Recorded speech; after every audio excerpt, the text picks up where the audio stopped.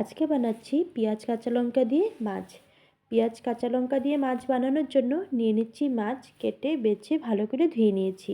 কেটে নিয়েছি পেঁয়াজ কাঁচা লঙ্কা, নিয়ে নিচ্ছি সরিষার তেল। কড়াইতে দিচ্ছি সরিষার তেল, তেল গরম হয়ে গেছে। এখন দিয়ে দিচ্ছি কেটে রাখা কাঁচা লঙ্কা, পেঁয়াজ।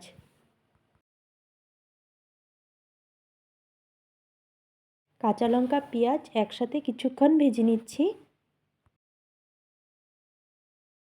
কাঁচা লঙ্কা পেঁয়াজ একসাথে ভাজা হয়ে গেছে, দিয়ে দিচ্ছি কেটে রাখা মাছ। মাছ কাঁচা লঙ্কা পেঁয়াজ আবারও কিছুক্ষণ ভেজে নিচ্ছি।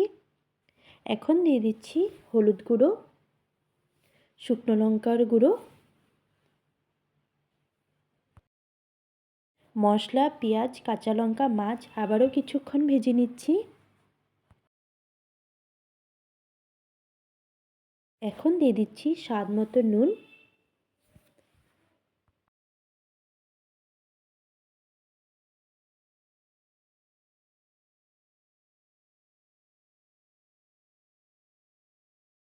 পেঁয়াজ কাঁচা লঙ্কা দিয়ে মাছ হয়ে গেছে, এখন নামিয়ে নিচ্ছি।